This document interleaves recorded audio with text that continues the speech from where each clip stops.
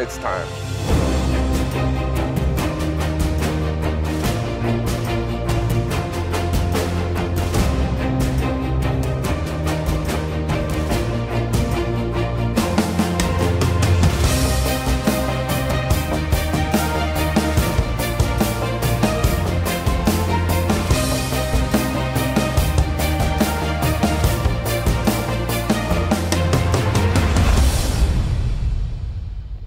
This is the CSL This Week. Welcome, everybody. I'm Alex Bastiavansky, bringing you all the action from the Canadian Soccer League. On the show this week, tons of highlights for you, including Kingston FC flexing their muscles once again. York Region Shooters owner Tony DeThomasis joins me here in the studio to talk about his team's red-hot start to the season. And we take a closer look at Niagara United, a team that's looking to bounce back after a subpar 2013 campaign. But first, let's get to the highlights. And now that we're at the midway point of the season, if you were to ask what the biggest surprise so far is, it would have to be SC Waterloo. Last season's playoff champs had notched just one win through 9 games heading into their contest with Brampton on Sunday. The Blues were looking to finally get on track against a young City squad at Victoria Park. The highlights now brought to you by Leica Sports, official sponsor of the Canadian Soccer League. Brampton hosting SC Waterloo. United winless in 7 after starting the season with 2 straight wins. This isn't the start they were looking for in this game. Drazen Vukovic collects the long pass. The Croatian assassin with 4 goals on the season, make it 5. Vukovic is automatic from that close in. 1-0 Waterloo after just 10 minutes. Then shortly after, this happens. Mirzo Kolic chopped down by Francisco Javier Juarez, who only gets a yellow on the play. Waterloo were ready to throw down. They couldn't believe it was an ejection. Should have been a red. On to the second half. Brampton with the quick corner. Jean Shimpaka does well to create some space crosses to Kevin Bakes. Can't put it home, and it's still 1-0 Waterloo. Late in the game, United free kick. Imad Hakura sees it all the way, though. Not a lot of offense in this game. Waterloo will take it, though. That's just the second win of the year for the 2013 playoff champs, who've had a rough go of things so far. Brampton now winless in 7 games. You know, while Kingston FC haven't played poorly this season by any stretch of the imagination, they haven't reached the level of dominance they did in 2013 when they sprinted to the regular season title and narrowly lost the playoff championship. The talent is still there, though. And as poor Niagara United found out on Saturday, when Kingston gets rolling, it's tough to slow them down. Kingston had the league's top offense in 2013 and this season so far, and you're about to see why. 5 minutes in, Nathan Klemenich takes a nice feed, manages to squeeze it past Sandro Rajkovic, but Johnny on the spot, Grabowski, saves his bacon, and it's still scoreless. Not for long, though. Rajkovic makes the fantastic initial stop here. Nobody watches Akil DeFreitas, though. In it goes, and K-Town goes up 1-0. After 13 minutes of play. Mark Riley nearly gets his boys even, though soon after with the world-class strike off the bar, though. Niagara unlucky not to be tied at 1. 34th minute, reigning CSL scoring champ and current leader Guillaume Serrault hammers it past Rajkovic, makes it look so easy, this guy. 2-0 Kingston as they headed into the break. Second half now, things get worse for United. DeFreitas gets chopped down in the box right there, so Serrault goes to the line, and no worries, this guy never misses. Okay, maybe once in a while, he's human after all. And then it's Yaroslav Tizar with the save of the game on Keith Makabuya. He's lucky he didn't get a manicure that morning. Another millimeter, and that one was in. More from Kingston. Look at the sweet dummy by DeFreitas here. That freezes defender Matt Waddington. Serrault isn't about to miss twice. 3-0 Kingston at that point.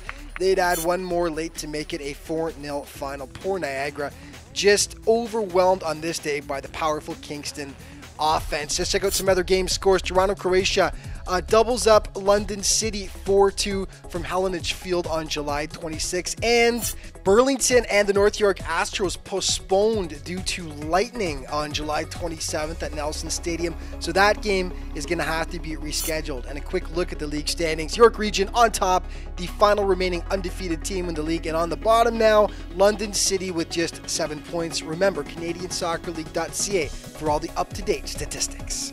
We got to take a quick break, but stick around. The CSL this week. We'll be back in just a moment.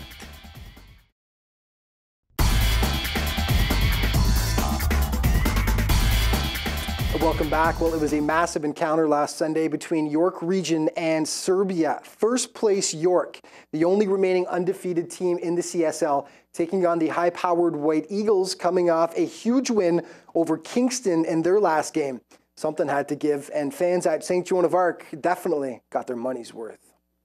The host shooters in blue, they press early on. 9th minute, the ball pops to Adrian Peña, who nearly goes through 2 Serbian players all by himself. But Stefan Avramovic manages to smother the ball. 14th minute, York draw first blood. Avramovic gives up the juicy rebound. Gerard Ladiou pounces all over it. 1-zip shooters through 14 minutes. 12 minutes later, York with a golden opportunity to add another. Larry Miller and Avramovic collide. The official rules it's a penalty. So Hector Mackey takes it, but Stefan robs him. The Serbs can't clear it. Peña gets a second chance at it, but it's easily handled by the keeper. The White Eagles nearly notch one in the 41st minute from 25 yards out, but Emmanuel Hamiltonis skies to make the nice stop. Unfortunately, the game had to be called in the 55th minute due to lightning, and since York was leading at the half, they were awarded the 3 points. So the shooters extend their unbeaten streak to 9 games to start the season. On to second division action we go, and no question about it, Kingston FC's reserve squad has been the class of the league this year. Their 47 goals in just 9 games may have a little something to do with that. Yes, they're an offensive juggernaut, and they may have been expecting to roll over a Niagara squad that have scored 35 less goals this season. But United came to play and nearly pulled out one of the season's biggest upsets last Saturday. Already up 1-0 in the first half, Niagara makes it 2. Derek Patterson dances around Yuan Ofuya. 2-zip United, and it looks like a big upset in the making, but Kingston starts to turn it on. Jimmy Ismail with the nice solo run, splits the defense, stymied by Bradley Jamel, but off camera, it's Usama Salami floating it just under the bar. Kingston right back in it, down 2-1 after 25 minutes. It was only a matter of time before Mademba Ba got going. He plays give and go, takes the return feed, smacks it home. Kingston erases a 2-goal deficit in a matter of minutes. Niagara nearly gets it back before halftime. Matt Lapoida off the crossbar though. On to the second half we go, and K-Town completes the comeback. Jimmy Ismail won't be denied a second time. He dances past Jamel and deposits it. Like we said off the top, with an offense like Kingston's, you can't count them out even for a moment. Then things get chippy. Mademba Ba, watch the elbow right here. That's what got Niagara so irate. And soon after, Colin Dugan gets a red card for calling him out on it and giving him a few good shoves. Niagara head coach James McGilvery was slightly perturbed, to put it mildly. They get the red card, they lose the game after running out to a 2-0 lead. Now it should be mentioned, Kingston's Mademba Ba leads the second division with 27 goals in only 8 games, if you can believe it. Brampton and Waterloo, second division action. This was actually far more entertaining than the first division game. Early on, Brampton miscommunication. Nikola Majkovic says, I'll take it. 1-zip Waterloo after 10 minutes. Soon after, free kick Waterloo. Majkovic adds to it. Gorgeous shot. He bends it past the helpless keeper. 2-0 Waterloo. Looking good early on. And golden chance for Brampton soon after. Fertzig Sherpa gets chopped down by Jeff Martins, and the referee points to the spot. But Martins, there's the old toe drag to rob Brampton of a goal, still 2-zip. Isaac Udy nearly atones for his miss a few moments later, but Martins gets bailed out by his D, making the goal line stand. Waterloo comes right back at them. Thomas Sakor to Majkovic, but he slams it just over the bar. So on to the second half we go. United comes out firing. Khalid Kwakuzai hammers it off the goalie's best friend, though. Brampton does get one, though, off a quick free. Javon Gale knocks it home. Waterloo screaming for an offside. The linesman seems to get a kick out of it, though. But with Brampton pressing forward, Waterloo puts this baby to bed. Alexander Stoyilkovic just takes his time, picks his spot, and that is all she wrote. Waterloo hangs on for the 3-1 victory over a Game United squad. Now, with the win, Waterloo pulls to within 3 points of Burlington for second place in the reserve division. We got to take a quick break, but stick around. The CSL this week. We'll be back in just a moment.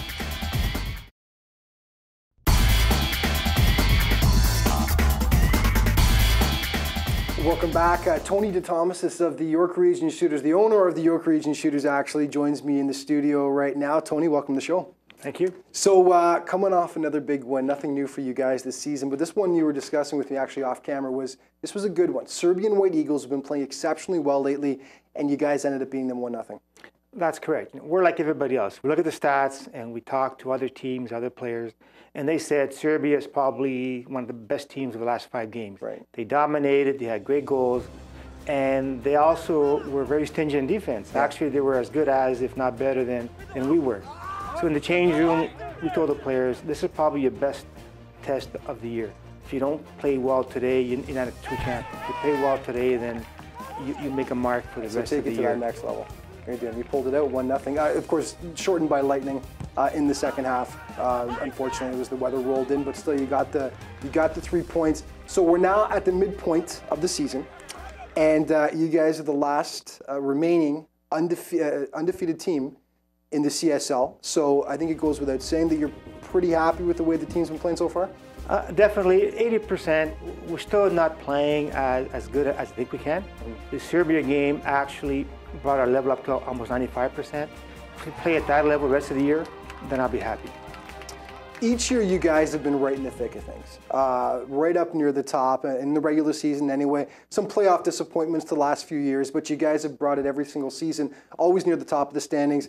Last title, though, 2006, which you guys are obviously looking to remedy this year.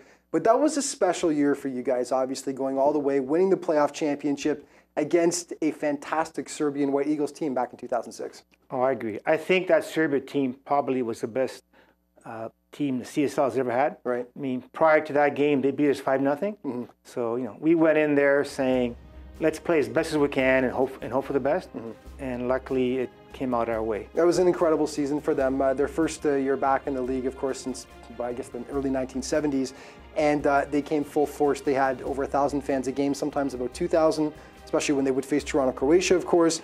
That final at Esther Shiner, there were thousands there. It was completely packed, and they only lost 1 game all season. You've mentioned to me before that you weren't surprised that you guys could pull it off, but it definitely was an upset. I agree. We thought that going to the game, we were the underdogs. Mm-hmm. But before that game, we actually played Toronto, Croatia. And that was a tough game. We won 1-0. Yeah. That gave us a lot of hopes. And like I said, luckily we pulled that off in the final. Yeah. This year, so you've the coach, Daryl Gomez, a former player as recently actually as last year, Daryl, and you've brought him in as head coach. So talk about Daryl and how you feel he's done so far. Obviously, the results speak for themselves. He's been doing pretty well. Yeah. One thing that Daryl has going for him is that he's like a player coach. Mm-hmm. So he understands the CSL, he understands the CSL players, so he can relate to them. Whereas if I were to get a coach from outside the CSL, from Europe, yeah, it's different. Everything's different. The mentality is different. Psychology is different. The game of play is different. So he brings that familiarity to the team. He was basically hitting the ground running for him, wasn't he, since he just played for the team last year. So the players already knew him, and they've responded to him, haven't they? What is his coaching style, Daryl? He likes a lot of touches. Also likes a lot of 1-2 touch. It's more possession game. That's the way he likes to play. Right. You guys are extremely athletic, fast team. It's a lot of fun watching you guys. Is making your fans happy as important as the W's in terms of playing an entertaining brand of football? I agree. I tell the players that unless you put a good product in the field, winning means nothing, because we have to educate the fans. We got to make sure the fans come and when they leave, they say, I want to come back. So many weapons on this team to choose from. This is a topic that I've spoken about with Phil Ionati, of course, my old co-host on the show. And up until about last season, one trend with York Region was your defense was so stingy. And every year you would allow pretty much the fewest amount of goals in the CSL. Your offense, on the other hand, would have a lower total among the top echelon teams anyway. And we used to always say if you could just get that offense going, you guys would truly be deadly. And the last couple seasons you've been scoring a lot more goals, haven't you? Oh, definitely. Two things. When you play possession games, sometimes you overpossess, and that hurt us. And then we didn't have the personnel that would go to net. Then last year, we got Richard West, and he's the kind of player that loves going to the net. So then what happened was, when you have a player like that, you want to give him the ball. And the more times you gave him the ball, the more times we penetrated and the more times we scored goals. You got a few new faces on the team this year. Maybe just touch on a couple of them who've really contributed so far. Good point. We have 7 or 8 new faces, which is a lot more than I thought we'd get. But I would say the surprise has been a player called Hector Mackey from England. Right. He's over studying at U of T, and we got lucky enough to sign him. We finally moved him in the best spot. We put him on the right striker, like right winger. Right. We've had him playing in the middle. In the last 3 games, he's been our most dangerous weapon. Yeah, against Serbia, he scored a goal. He scored a goal against Brampton. He probably missed 7 goals. So Richard West is hurt now, but when West comes back and with Hector on one side, we think we're going to get the attack going. And really quickly, we've got 27 seconds. Bringing over Richard Edwards last year, who's Richard West's best friend, back home from Jamaica. Also, a lot of the guys mentioned to me that it wasn't just, bringing on some offense, it was bringing on someone who really meshes well with West on so many levels as old friends, doesn't it? That's correct. Because they played together back home, he knows where West is going to be without even looking. Yeah. He just puts the ball there, and West does the rest. A great combination. It definitely spoke for itself last year. I think he set up West for 3 goals in his very first game playing with against Brampton last year. I had that game actually on tape. That was a fantastic game. Listen, you guys have been phenomenal so far this year. You're looking forward to keep the streak going. Thanks so much. Thanks, Alex. Okay, CSL This Week will be back in just a moment.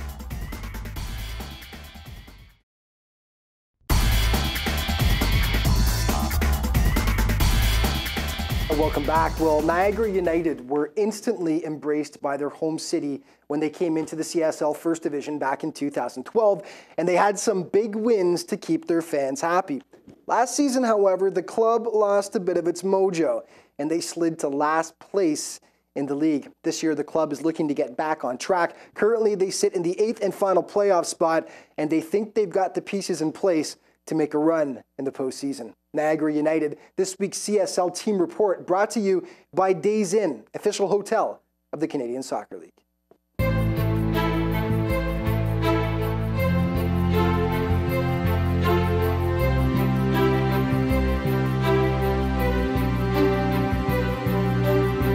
Niagara United was an instant hit in their inaugural First Division season in 2012.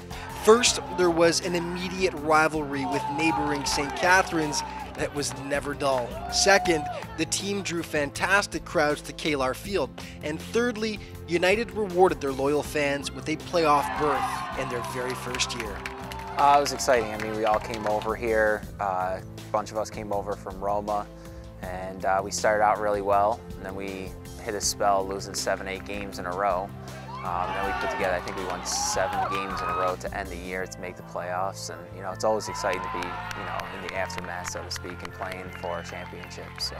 If 2012 was a dream season, the next year was a nightmare. Niagara slid all the way to the basement in the CSL standings, a tough pill to swallow after their initial success. Last year was tough. I mean, when you get older, you have commitments, you have, life gets in the way. We had a lot of injuries. I think we had 10 or 12 guys get injured, miss a bunch of games. So, when you equate that with weddings and things like that, guys missing games, it was just a struggle to get the starting 11. I think we had the starting 11 twice throughout the, 15, 18 games, whatever it was, so. This year, Niagara is once again struggling with consistency, although they've certainly upped their caliber of play compared to 2013. Currently, they're in a tie for the 8th and final playoff spot. Well, first of all, it is a big difference. I mean, we changed a lot of players. We have about 8 guys across the border from the States. For me, it's always a process from about 2 years. The first year is always rebuild the team, and the second year, that's where we actually starting really to see the results. I think we came out pretty strong. We had a good start to the season. You know, we're not getting the results that we'd like right now, but against the top teams like Kingston and York region, I think we've been showing that we can compete with the best teams. We can compete with the best teams, we're just not getting the results right now. The team is led by Captain Matthew Waddington. The 10-year CSL veteran is Niagara's shutdown man on defense. I've been doing this for so long, you know, knowing the game inside and out. You know, I'm strong in the air, I win the ball. And the thing is, I played center midfield and up front when I was younger, so, you know, starting the attack out of the back, you know, I think I do a good job of picking guys out and helping, you know, move the ball forward and get play going. He's one of the older, experienced players, and he brings he's got a good presence on the field, and he shows some good leadership qualities. You know, playing with Matt is, I think we complement each other. He's more of a taller guy, and I'm shorter for a typical center back, but I think we complement each other well, the way we play. He's joined on defense by Nicholas Vecchi, who most recently played with McMaster University. Also, he played for Roma last year, a great inside defender who has good skills, very talented with the ball, has the view. That's what you need anyway as a defender. Up front, Mark Riley has been an effective offensive option for Niagara, but the main man has been Mohamed. With 5 goals on the year so far, the big striker is among the league leaders. He's very solid. He's a strong kid. He can finish. You know, he does a really good job of holding the ball and letting us come up. He's you know, we play with a lone front man, so he's able to hold it and wait for everyone to get in behind him, and then, you know, absolutely finishing in the box is huge. So with his strength, his size, he can really put the ball in the back of the net. He's a big guy. He's tall. He can hold up the ball. So, you know, if you want to bypass their midfielder or anything like that, you can hit the ball to him. And, you know, he's a clutch player. He can score when you really need him to. Last couple games we've been making a push to win the game, and he's had a couple of chances and sometimes he even scored. So, despite their inconsistency so far, Niagara feel they're far better than their record indicates. You know, I think we have the talent to be as good as the best team. I mean, we had a 2-1 tough loss to York, who's, you know, the best team in the league right now. But again, that game could have been 2-3-0 us, and it just comes down to finishing your chances and, you know, working hard enough to get the victory at the end. So, you know, I think we can come in first, second, third, but, you know, we just have to keep playing and working hard and leaving everything that we have on the field each week.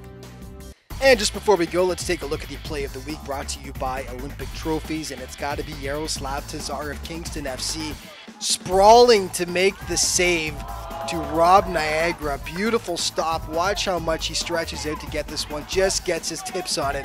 That's worthy of our Olympic Trophies play of the week. And that's all the time we've got for this week. But just remember that for all the up-to-date news, stats, and standings, you can head to CanadianSoccerLeague.ca, and you can hit the league up on Twitter at CSL_soccer. Thanks for watching, folks, and we'll see you next week.